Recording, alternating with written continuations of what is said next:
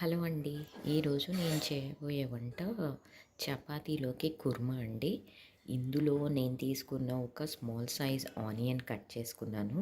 And 2 potatoes, 1 small lemon. ఇక్కడ నేను టమాటాని replace చేసేసి లెమన్ తీసుకున్నానండి.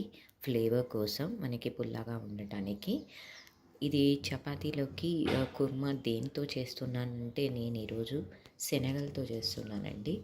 ఈ శనగలతో. సో ఈ 3 కాంబినేషన్స్‌తో నేను ఇవాళ కుర్మా అనేది చేస్తున్నాను. ముందుగానే నైట్ సోక్ చేసేసాను. ఇప్పుడు నేను వాష్ చేసేసుకొని, ఇప్పుడు నేను ఈ 2 కలిపి బాయిల్ చేసేస్తున్నానండి. మీకు ఈ ప్రొసీజర్ అంతా చూపిస్తాను చూడండి. ఆయిల్ హీట్ అయిందండి.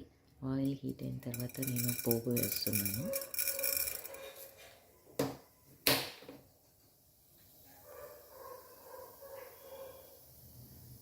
ఇన్స్టెడ్ ఆఫ్ గ్రీన్ చిల్లీ బదులు నేను రెడ్ చిల్లీ వేసేస్తున్నాను. యాక్చువల్గా పచ్చిమిర్చి తినద్దు అని చెప్తున్నారు, కొంచెం లైట్గా తీసుకోండి అని చెప్తున్నారు. కాబట్టి నేను ఫ్లేవర్ కోసం రెడ్ చిల్లీ వేసేసాను.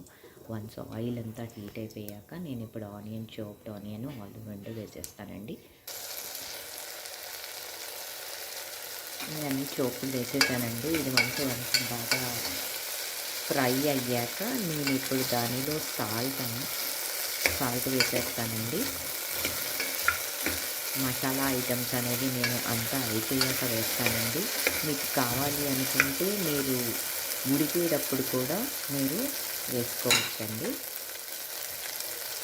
ఇప్పుడు కొంచెం బాయిల్ అయిపోయింది. నాకు ఇది ఒక 2 కప్స్ ఆఫ్ చనా వచ్చిందండి ఇది వచ్చేసరికి. సో నేను ఓన్లీ 1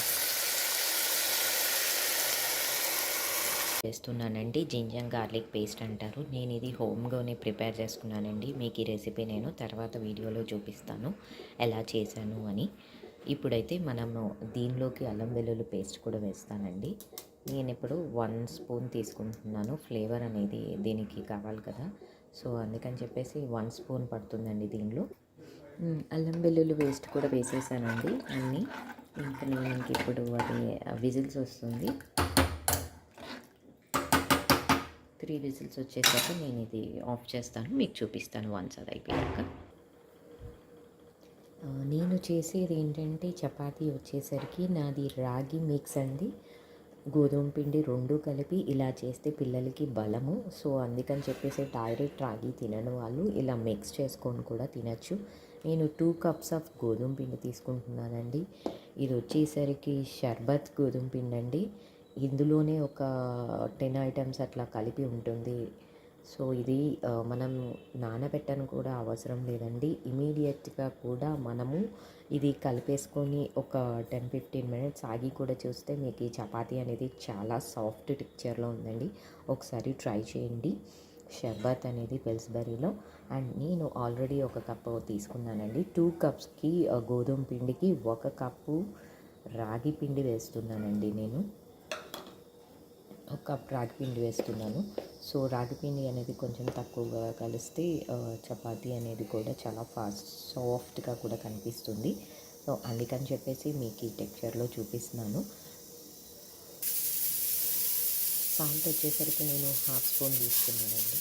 ఆల్రెడీ సాల్ట్ యాడ్ చేసేసాను కదా. సో నేను వచ్చేసరికి టేస్టీ కోసం నేను ఇందులో కొంచెం నల్ల నువ్వులు, తెల్ల నువ్వులు 2 కలిపి వేస్తున్నానండి. కొంచెం కలర్ఫుల్ అండ్ హెల్త్కి కూడా చాలా మంచిది అని చెప్పేసి నేను ఈ 2 ఇంగ్రీడియంట్స్ కూడా ఈ చపాతీ మిశ్రమంలో నేనైతే పిండి అయితే కలిపేసేసానండి. ఈ పిండి వచ్చేసరికి నేను వాటర్ మాత్రమే యూస్ చేశానండి. నేను అసలు ఆయిల్ అసలు యూస్ చేయలేదు. ఇంకా చూడండి, ప్రెస్ చేస్తే అది లెగుస్తుంది. సో అందుకని నేను ఇది సోకింగ్ కూడా మనం కొన్ని బిర్యానీ గరం మసాలా అనేది వేస్తున్నానండి దీనిలో. అన్ని దినుసులు ఉంటాయి కదండి. సో టేస్టీగా కూడా ఉంటుంది, ఫ్లేవర్ కూడా బాగుంటుంది అని జస్ట్ టచ్అప్ మాత్రమే చేస్తున్నానండి నేను. ఓన్లీ ఫ్లేవర్ కోసం మాత్రమే యాడ్ చేస్తున్నాను. చూడండి,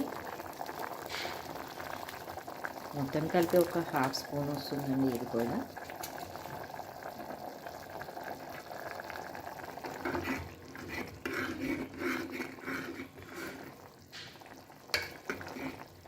మనకి దీనికి టేస్ట్కి తరగల సాల్ట్, కారము అండ్ బిర్యానీ మసాలా పౌడర్ అన్నీ సరిపోయా లేదో ఒకసారి టేస్ట్ చూసేసి తర్వాత ఫైనల్ టచ్అప్లో నేను లెమన్ యాడ్ చేస్తానండి. దీనిలో నేను పసుపు వేసా కదండి, ఆ పసుపు వచ్చేసరికి నేను కొట్టించి వచ్చేసిందండి. అది మేమే పసుపు కొమ్ములు తీసేసుకొని పట్టించి జల్లెడ పట్టి వాడుతున్నామండి.